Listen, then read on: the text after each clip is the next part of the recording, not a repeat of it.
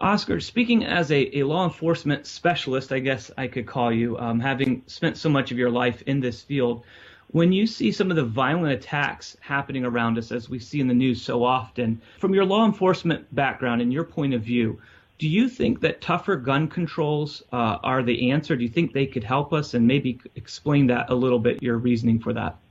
So, Isaac, my short answer is no.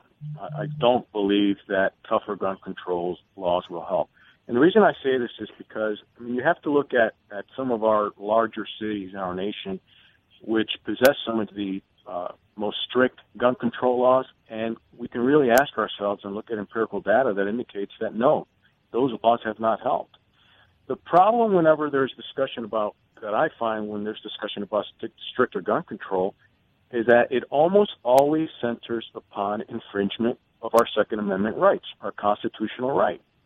So in other words, they're always trying to find a way to restrict the public's ability to obtain a firearm. Rarely does the conversation begin with addressing the behavior of the individual. So in my simple mind, I like to draw a simple parallel. Why is it that when people are killed or seriously injured by a motor vehicle, either intentionally or by accident, the conversation is never to enact laws that make it tougher for the masses to obtain a vehicle?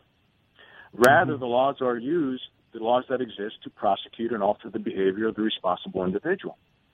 Now, it would be fair for someone to say that I'm not comparing apples to oranges, and that's true.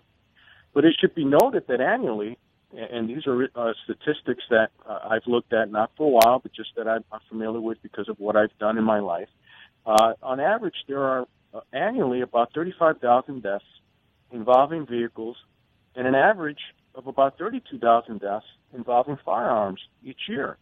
This includes accidents, suicides, acts of violence.